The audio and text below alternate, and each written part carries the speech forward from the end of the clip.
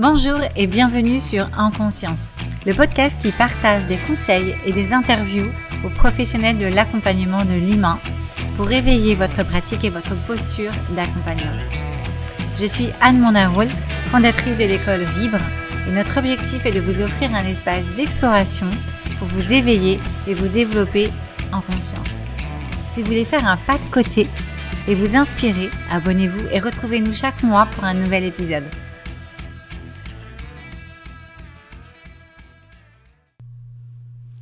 Bienvenue dans En Conscience, le podcast qui éveille votre pratique de thérapeute et d'entrepreneur. Je suis Anne Mondaroul, fondatrice de Vibre Formation.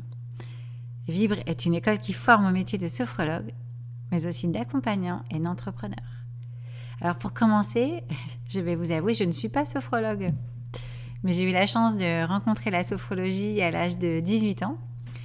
Quand j'étais dans une période de vie un peu perdue, à l'aube de mon orientation scolaire, en fait, il fallait faire des choix. J'étais tétanisée en me disant que c'était le choix de ma vie pour toujours. Et ça a vraiment généré beaucoup de stress en moi.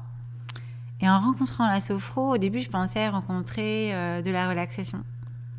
Et j'ai rencontré bien plus. J'ai rencontré la conscience. Et finalement, la sophro commence là où la relaxation s'arrête. La sophrologie m'a permis réellement d'aborder les inédits de la vie avec confiance et sérénité. Et je voudrais vous livrer une image. Vous savez, l'image de la vague. Donc, vous êtes dans l'eau et la sophro permet vraiment d'éviter de vous prendre des grosses vagues comme une claque.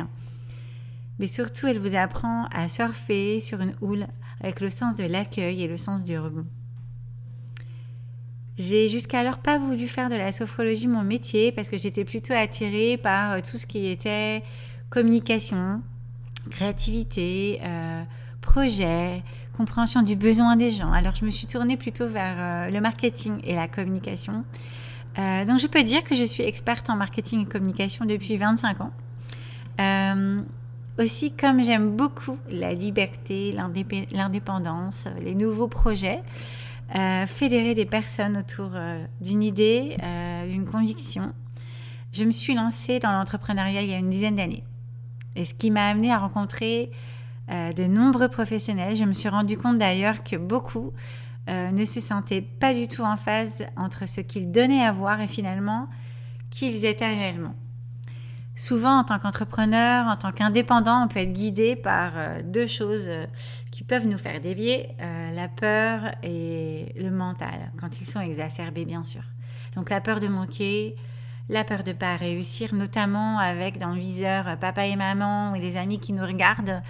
Et ça peut mettre un peu la pression et nous faire dévier de nos décisions qui sont finalement des décisions avec lesquelles on pourrait être un peu plus en phase. Et être guidé par ce mental finalement qui cherche à rassurer nos peurs et qui nous dit tiens, regarde ce que fait un tel, ça a l'air de fonctionner pour cette personne et si tu fais comme ça, je pense que ce sera ok pour toi. Mais finalement tout ça nous fait dévier des chemins qui auraient pu être plus alignés avec nous, plus en adéquation avec nos valeurs et même parfois en adéquation avec nos compétences. Donc, quand on n'est pas en adéquation avec nos valeurs et nos compétences, ça rend les choses pas forcément fluides. Et quand c'est pas fluide, eh bien on lutte, on se fatigue et on peut perdre notre centre. Et ça fonctionne pas très bien. Donc, ça a forcément une répercussion sur sa propre posture professionnelle.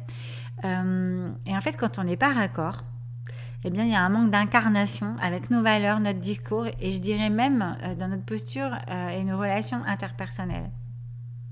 Par exemple, parfois, on va être trop gentil, on va accepter des choses qu'on n'aurait jamais imaginé accepter.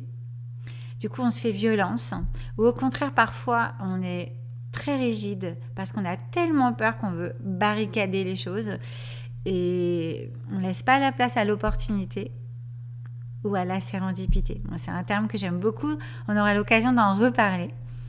La sérendipité pour faire naître des hasards heureux, mais qui finalement sont peut-être pas tellement des hasards et sont surtout très alignés avec soi. Donc tout cela, finalement, ne peut pas fonctionner tant que ce n'est pas une décision prise avec notre corps, voire avec notre ventre.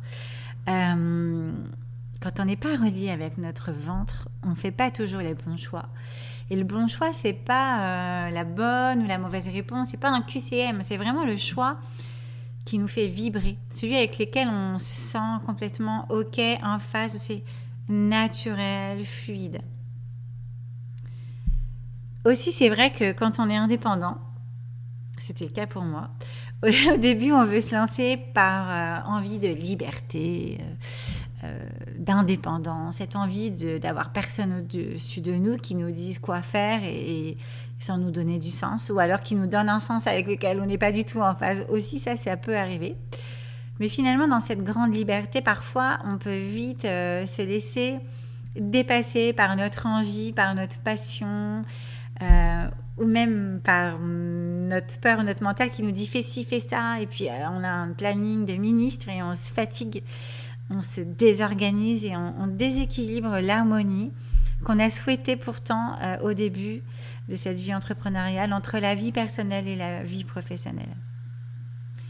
Donc là, l'idée, c'est de retrouver sa souveraineté, de s'empouvoirer, retrouver son centre pour pouvoir prendre des décisions à la base du corps en accord avec soi-même.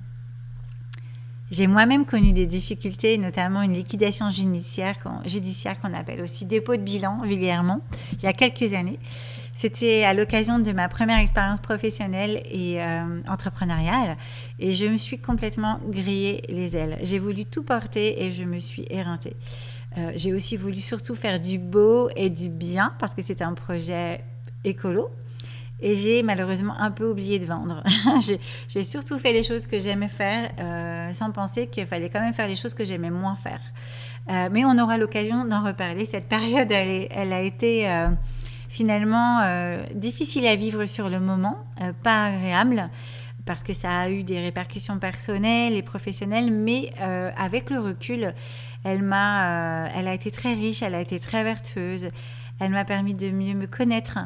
Et mieux me connaître, ça m'a permis de mieux rebondir et rebondir de manière plus alignée avec qui je suis.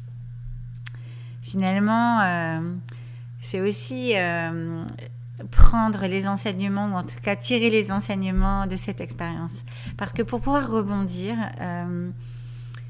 c'est possible si et seulement si on reste objectif. Si et seulement si on est d'accord pour regarder l'ensemble du tableau, la part de ses responsabilités et la part des responsabilités de l'environnement, parce que ça peut arriver, mais c'est quand même très rare que l'échec soit dû seulement aux éléments extérieurs. Et accepter tout ça, c'est voir les choses en face et ça permet de se retrouver et d'être fidèle à soi et de s'aligner. Pour moi, ça a été vertueux, ça m'a fait beaucoup de bien. Et c'est pour cela que j'ai souhaité créer Vibre, cette école qui a l'objectif de préparer au mieux les futurs professionnels de l'accompagnement. Apprendre à accompagner, apprendre à définir son identité entrepreneuriale. C'est ça qui fait toute la différence entre un praticien qui est exclusivement concentré sur la maîtrise de sa technique et un praticien ou un coach ou un formateur qui a aussi conscience de sa posture professionnelle, sa posture d'accompagnant et sa posture entrepreneuriale. En complément, on a eu l'idée de ce podcast pour éveiller votre pratique et votre posture professionnelle et pour partager les expériences de notre communauté de partenaires, de formateurs, de collaborateurs, d'élèves qui ont tous en commun la volonté de la qualité et de l'humanité. Donc dans ce podcast, vous allez découvrir comment ils ont grandi, ce qui les a inspirés, comment ils ont trouvé l'alignement dans leur pratique d'accompagnement de l'humain. En conscience, nous voulons partager avec vous nos expériences, nos réussites, mais aussi nos défis. Alors on a décidé que le premier lundi de chaque mois, nous vous offrirons une parenthèse qui va durer 15 à 20 minutes, dont l'objectif, c'est de nourrir et d'éveiller votre pratique. Au programme, 3 types d'épisodes. Le premier type, ce sont des conseils qui se veulent vraiment pratico-pratiques, c'est-à-dire des astuces, des tips issus de l'expérience de notre communauté.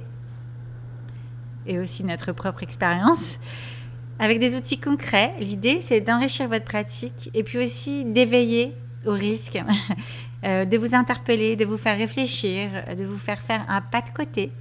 Nous aborderons des sujets comme la communication en harmonie avec vos valeurs, comment parler de votre offre, comment trouver ce qui vous fait vibrer, comment définir les clients avec lesquels vous avez vraiment envie de travailler. Et le tout en conscience. Ici, en fait, on ne va pas vous proposer de cours de sophrologie ni de cours de marketing technique. Comment utiliser certains outils, etc. Quelle est la meilleure stratégie? Pas du tout. Ici, ce n'est pas la volonté. En conscience, je vous propose un rendez-vous pour vous questionner et vous faire prendre du recul. Vous vous souvenez, le fameux mot, la conscience. Le deuxième type d'épisode que nous souhaitons vous proposer, c'est des interviews inspirantes. L'idée là, c'est de vous proposer des rencontres avec des praticiens et des thérapeutes, des coachs, des formateurs, des professionnels installés qui partageront leur expérience, qui ont été précieuses pour eux, en réussite, mais aussi parfois en doute, en difficulté, en rebond. Vous découvrirez en fait les pratiques qui ont fonctionné pour eux et vous découvrirez comment ils ont surmonté leurs défis. L'idée, c'est pas de vous donner la bonne pratique, parce que la bonne pratique correspond à chacun. Enfin, le troisième type d'épisode, ce sont des jolies pauses en conscience. Donc, qu'est-ce que c'est les pauses en conscience? Ce sont des moments pour vous arrêter, pour vous ressourcer. C'est là que la sophrologie va nous aider à éveiller notre conscience pour aligner vie privée, valeurs et vie professionnelle. En conclusion, le podcast En Conscience se veut un espace pour explorer l'expertise, la posture du thérapeute, la confiance, les défis que vous allez pouvoir rencontrer. Vous reconnectez à ce qui vous met en joie, ce que vous faites avec facilité, avec énergie, avec performance, vos forces de caractère.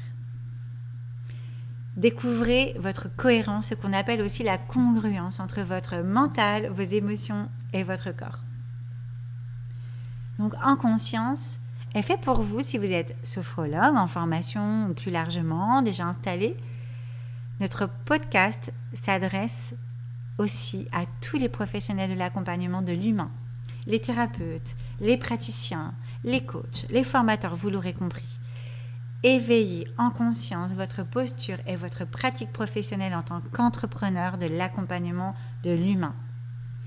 Nous sommes impatients de vous accompagner dans cette aventure vers une pratique plus consciente et épanouissante.